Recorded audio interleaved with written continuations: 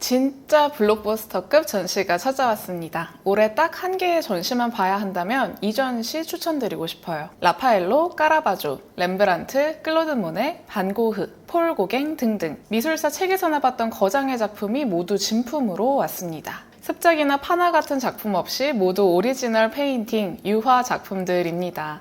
그간 한국에서 진행됐던 고전 미술 전시회보다 훨씬 더 밀도가 높은 작품들로 꾸려진 전시인데요. 선보이는 작품 수는 52점입니다. 보통 전시가 진행될 때 평균적으로 선보이는 작품 수는 100점에서 200점 내외인데요. 이걸 고려하면 이번 전시에 온 작품 수 자체는 적은 편이라고 볼 수 있지만 한 점 한 점이 사이즈도 크고 작품이 가지고 있는 스토리도 다채로워서 하나의 작품을 감상하는 데 시간이 오래 걸리는 편입니다.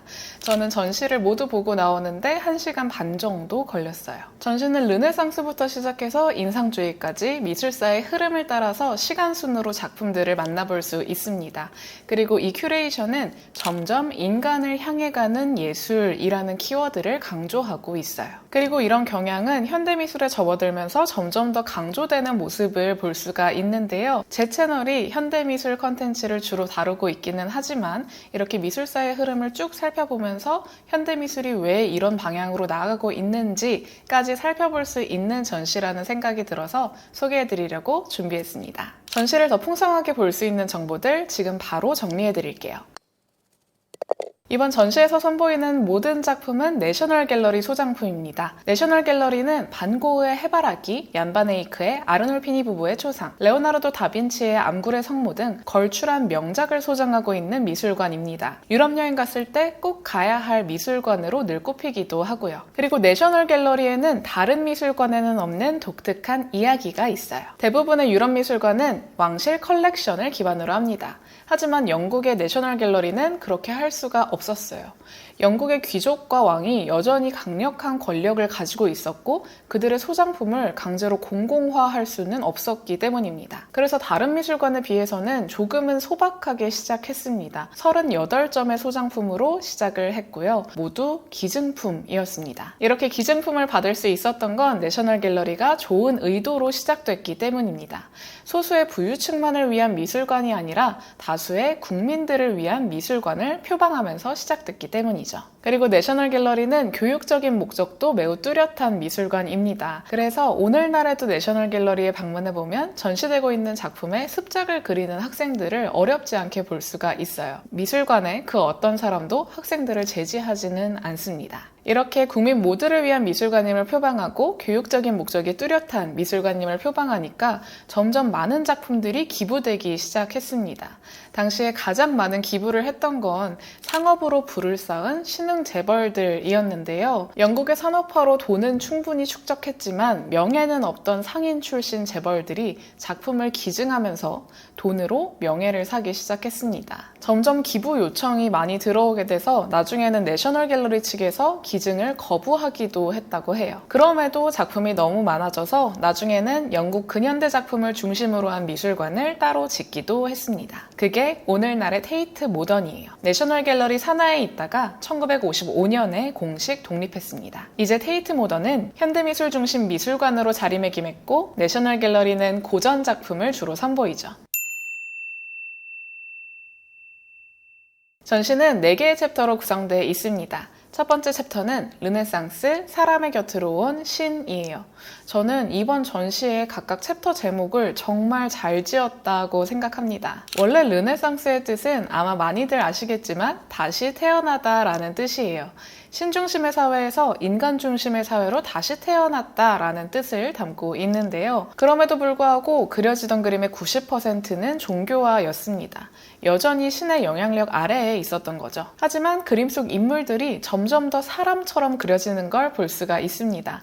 이번 챕터에서는 그런 특징을 가진 르네상스의 작품들을 만나볼 수가 있어요. 이번 전시에서 만나볼 수 있는 라파엘로의 작품, 성모자와 세례 요한, 이 작품을 보면 중세의 그림과 르네상스의 그림의 차이를 명확하게 볼 수가 있는데요. 첫째로는 동세입니다. 라파엘로의 그림 속 인물은 정말 살아있는 사람을 보고 그린 것처럼 자연스러워요. 시선 처리나 포즈 등 동세에서 사람 같은 모습이 그려집니다. 반면에 중세 그림을 보면 포즈가 부자연스럽고 엄격한 걸 볼 수가 있어요. 성모와 아기 예수 모두 정면을 바라봐서 딱딱하게 그려집니다. 당시의 종교화는 성서를 대체하는 기능도 했기 때문에 정보 전달이 더 중요해서 이렇게 그려졌다고 해요. 둘째로는 아기의 묘사입니다. 중세의 종교화는 아기를 작은 어른이라고 보고 성인을 작게 그린 것처럼 묘사했어요. 이 때문에 심판하는 듯한 손 제스처를 취한 아기 예수 그림을 많이 볼 수 있는데요. 이런 모습은 실제 사람 아기와는 거리가 있죠. 반면에 르네상스 작품은 아기 예수를 정말 아기처럼 사실적으로 표현합니다. 이걸 잘 보여주는 게 작품의 배경이에요.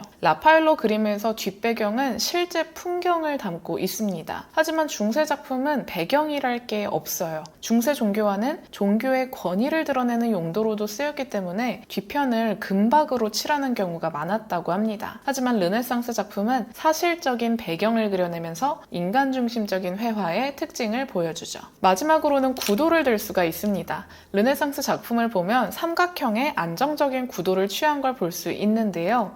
이건 작품을 감상하는 사람인 관객을 고려한 것이기도 합니다. 관객이 작품을 보면서 깊은 평온함을 느낄 수 있는 구도를 찾은 거죠. 이처럼 그림의 표현에 있어서도 감상자에 대한 배려의 측면에서도 르네상스 미술은 인간 중심적인 특징을 가집니다. 이외에도 인간 중심적인 회화를 그려내기 위해서 르네상스 작가들은 다양한 시도를 했습니다. 과학을 기반으로 해서 멀리 있을수록 흐릿하게 그리는 공기 원근법을 도입했고요. 수학과 기하학을 기반으로 3차원을 표현한 선 원근법도 작품에 등장합니다. 또 해부학을 통해서 얻은 지식으로 이상적 비례의 신체를 표현했고요. 이렇게 르네상스 화가들은 당시의 학문적인 성취를 그림에 적용하기도 했는데요. 당시에 3대 거장으로 꼽히던 인물이 있습니다. 바로 미켈란젤로, 레오나르도 다빈치, 그리고 이번 전시에서도 만나볼 수 있는 라파엘로죠. 라파엘로는 미켈란젤로의 입체감과 다빈치의 섬세함을 모두 가진 천재라고 불립니다. 우리에게 익숙한 작품으로는 아테네 학당이 있죠. 이번 전시에서 라파엘로의 성모자와 세례요한 작품을 통해 르네상스의 유산을 잘 감상하고 오시길 추천드립니다. 르네상스가 시작되고 나서도 그려지던 그림의 90% 이상이 종교화였다고 말씀드렸죠. 그 정도로 기독교가 가진 영향력은 엄청났습니다. 그러던 중에 1517년 그 강력하던 기독교에 금이 가는 사건이 생깁니다. 당시 독일에서 종교개혁이 일어났는데 이를 계기로 교회는 두 가지로 분열돼요. 여전히 신을 중시하는 가톨릭, 그리고 개혁적 기독교인 프로테스탄트, 일종의 보수 진영과 진보 진영으로 갈리게 됐다고 볼 수 있는데요.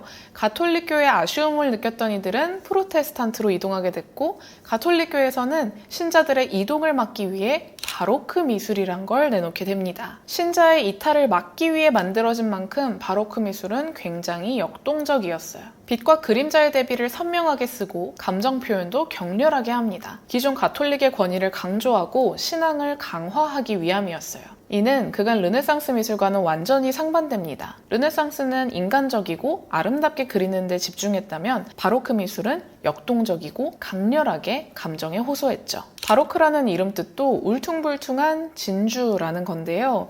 이는 바로 직전에 르네상스 미술과 비교했을 때 상대적으로 불완전하고 부자연스럽고 자기적이라는 데에서 붙여진 이름입니다. 이 챕터에서 주목할 작품은 바로크 미술의 대표주자인 까라바조예요. 까라바조는 영화 장르로 치면 스릴러 같은 작품을 선보이는 작가입니다. 일상에서 맞닥뜨리는 순간을 극적으로 섬세하게 묘사해내죠. 빛도 극적으로 써서 마치 핀 조명을 받는 것처럼 표현하는 게 특징이에요. 이번 전시 포스터 작품이기도 한 도마뱀에게 물린 소녀는 까라바조의 작품 특징에 백미를 볼 수 있습니다. 작품은 한 소년이 테이블에 놓인 과일을 먹으려다가 과일 사이에 있던 도마뱀에게 손을 물려 떼내는 순간을 그린 그림인데요. 이 작품을 통해서 까라바조는 짧은 감각적인 쾌락 뒤에 숨어있는 예기치 않은 고통을 표현하고자 했습니다. 이 그림을 그릴 당시 까라바조의 나이는 20대 중반이었다고 해요.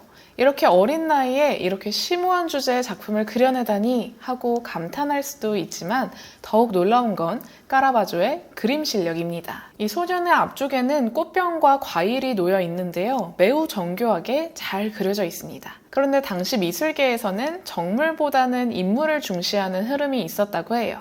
하지만 카라바조는 정물도 인물을 그리는 것만큼이나 예술적 재능이 요구되는 영역이다 라고 이야기를 했고요. 그의 말처럼 정말 정교하고 섬세하게 묘사된 정물의 표현을 그림에서 살펴보실 수 있습니다. 바로크 미술의 대표주자인 카라바조, 그의 극적인 작품 구성은 당시 많은 컬렉터들에게 사랑을 받았고요. 많은 작가들에게 영향을 주기도 했는데요. 같은 챕터에서 볼 수 있는 렘브란트도 카라바조의 영향을 굉장히 많이 받은 작가입니다. 이들의 빛 표현 방식 등 작품의 디테일을 비교해 가면서 감상해 보시는 것도 추천드려요. 요즘만큼 개인을 어필하고 드러내는 시기가 없었던 것만 같습니다. SNS를 가보면 나 자신을 어필하고 자랑하고 또 드러내는 포스팅들을 쉽게 찾아볼 수가 있는데요. 이건 과거에도 마찬가지였어요. 이 시기에 유행한 건 개인의 모습을 담은 초상화, 그리고 세계 각지의 풍경들을 살펴볼 수 있는 풍경화였습니다. 우리가 셀카를 찍고 인증샷을 남기는 것처럼 그림이 개인의 추억을 간직하고 또 자랑할 수 있는 역할을 하게 된 것이죠. 이런 유행은 19세기 중반 사진 기술이 등장하기 전까지 쭉 이어지는데요. 이렇게 개인의 초상화와 인증샷 개념의 풍경화가 유행을 했던 건 이유가 있습니다. 이 시기에는 계몽 사상이 확산되고 절대왕정이 쇠락하면서 기존 권력의 영향력이 줄어들게 됩니다. 그러면서 화가의 시선도 자연스럽게 개개인을 향해 갔다고 해요. 그래서 당시 그려진 그림을 보면 사람들이 개인을 중시하고 나의 행복을 찾기 시작한 모습을 볼 수가 있습니다. 이 챕터에서 주목할 작가는 윌리엄 터너입니다. 터너는 영국인이 가장 사랑하는 작가예요. 영국에서 가장 권위 있는 미술상이라고 불리는 상의 이름도 터너상이고요. 윌리엄 터너가 사망할 때 본인의 작품 다수를 내셔널 갤러리에 기증해달라는 유언을 남겼을 정도로 터너는 영국과 그리고 내셔널 갤러리와 뗄래야 뗄 수 없는 예술가죠. 터너는 영국의 날씨에서 많은 영감을 얻었던 인물입니다. 그래서 비가 오거나 폭풍우가 치거나 안개가 낀 영국의 날씨를 많이 그려냈어요. 이번 전시에서 만나볼 수 있는 작품은 헤로와 레안드로스의 이별이에요. 이 작품에서도 터너의 작품 특징인 폭풍우 치는 바다를 그려낸 걸 볼 수 있습니다. 신화 속 이야기를 담고 있는 만큼 그림이 매우 웅장하게 그려져 있고요. 작품 사이즈도 세로 140cm, 가로 236cm로 매우 큰 편이라 꼭 실물로 감상해 보시길 추천드리고 싶습니다. 인상주의는 이번 전시 주제와 가장 잘 맞아떨어지는 사조입니다. 미술사가 전개됨에 따라서 점점점 인간 중심 회화로 나아간 걸 볼 수 있기는 하지만 여기에는 일정한 템플릿도 있었고요. 아카데믹한 화풍도 있었습니다. 하지만 인상주의는 화가가 눈으로 본 것을 본인의 감상대로 느낌대로 그려낸 사조입니다. 그래서 이번 전시에서 만나볼 수 있는 작품들 중에서는 가장 인간적인 회화라고 볼 수 있는데요. 미술사의 흐름이 점점 인간 중심으로 나아간 흐름도 있기는 했으나 당시에 사회적 변화도 이런 인상주의의 탄생에 기여했습니다. 인상주의가 시작된 19세기 후반에는 사진 기술이 등장했습니다. 이전까지는 그림이 사진의 기술을 대체하기도 했는데요. 사진이라는 게 등장하면서 그림을 대상과 똑같이 그리는 건 의미가 없어졌습니다. 그래서 초상화나 풍경화의 인기도 시들시들해지게 됐죠. 대신에 작가 개인의 독창적인 화풍이 드러나는 사조가 점점 주목받기 시작했어요. 그리고 이 시기에는 증기선과 기관차가 등장했습니다. 덕분에 항상 작업실에서만 그림을 그리던 화가들은 이곳저곳 이동하기가 쉬워졌어요. 더 다양한 세상을 경험할 수 있게 된 거죠. 또 결정적으로 이 시기 튜브형 물감이 등장하게 됩니다. 튜브형 물감은 작가들을 야외로 이끌었어요. 그동안에 야외에서 스케치한 것을 작업실에서 참고해 그렸다면 이제는 시시각각 변화하는 풍경을 직접 보면서 그림을 그릴 수 있게 된 거죠. 이런 타이밍들이 잘 얽혀들어서 만들어지게 된 것이 바로 인상주의입니다. 당시에는 기존의 아카데믹한 화풍하고 너무 달라서 비난을 받기도 했었지만 오늘날에는 가장 사랑받는 장르가 되었죠. 이 챕터에서 주목할 작품은 클로드 모네의 붓꽃입니다. 이 작품은 전시관 가장 마지막에 크게 위치해 있어요. 사이즈가 대단히 큽니다. 세로 200cm, 가로 150cm. 보랏빛 붓꽃을 인상주의 기법으로 그려낸 작품인데요. 모네는 인상주의의 아버지라고 불리는 인물입니다. 그의 작품 인상해돋이라는 작품이 출품되고 작품의 주제는 없고 인상만 있다라는 비난에서 인상주의가 시작되었다는 일화는 너무 유명하죠. 이번 전시에서 만나볼 수 있는 붓꽃, 이 작품 속 붓꽃은 일본이 원산지인데요. 모네가 이전에 일본 판화에서 많은 영향을 받으면서 자연스럽게 붓꽃에도 관심을 가졌다고 해요. 그리고 프랑스 지베르니에 위치한 자신의 정원에 붓꽃을 한가득 심었고 그렇게 정원을 그려내면서 많은 붓꽃들도 작품으로 탄생하게 되었습니다. 이 작품을 그릴 당시에 모네는 백내장을 앓고 있었습니다. 그래서 양쪽의 눈 시력이 모두 온전치 못했다라고 하는데요. 이 덕분이라고 해야 할지 이 때문이라고 해야 할지 인상주의의 특징인 색감과 빛의 표현은 더욱 잘 드러나 있는 걸 볼 수가 있습니다. 사이즈가 굉장히 큰 모네의 대작이니만큼 눈여겨서 관람하고 오시길 추천드리고 싶어요. 이번 전시를 보고서 정말 많은 감상이 들었는데요. 사실 그동안에 저는 현대미술 전시가 아니면 굳이 전시를 잘 안 보러 다녔었어요. 미술대학을 다니던 때에 두꺼운 미술사 전공책이 너무 지루하고 재미없어서였던 것도 있고요. 5, 600년 전의 미술 역사가 오늘날 우리가 살고 있는 현대미술에 얼마나 영향을 미쳤을까 하는 그런 얄팍한 생각도 있었습니다. 그런데 이번 국립중앙박물관의 전시에서는 이렇게 방대한 미술사의 흐름을 사람이라는 하나의 키워드로 풀어내면서 그 흐름과 영향이 오늘날의 관객한테까지 그리고 동시대의 미술에까지 영향을 미치고 있다는 걸 보여줬습니다. 르네상스부터 시작해서 인상주의까지 이 미술사의 흐름은 점점 사람을 향해 가는 걸 볼 수가 있었는데요. 이 전시에서 다뤄지지 않은 그 이후 시기의 장르로 넘어가면 사람을 향해 가는 흐름은 더 강해지는 것을 볼 수가 있습니다. 현대미술에 들어서는 그게 더욱 강력하게 작용해서 작가 개개인의 브랜딩이 그 작품 가치로 직결되기도 하고요. 그래서 저는 이번 전시를 보면서 이 미술이라는 장르는 결국 사람을 향한 예술이 아닐까 하는 생각이 들었습니다. 이번 전시에서 가장 마지막 공간, 출구로 나가기 직전에 있던 곳에 적혀있던 글이 인상적이어서 이 글로 이번 영상 마무리해보려고 합니다. 특별한 존재가 독점한 수단에서 모두를 위한 예술로 변화하는 과정의 끝에 우리도 함께 있습니다. 이번 전시에서 사람을 향해 가는 화가의 시선을 따라 예술이 우리 곁에 오기까지의 여정을 함께 하셨기를 바랍니다. 그리고 이어지는 앞으로의 여정에도 소외되는 관객이 없기를 바라는 마음입니다. 저는 그러면 다음번에 더욱 흥미로운 예술 이야기로 찾아올게요. 안녕.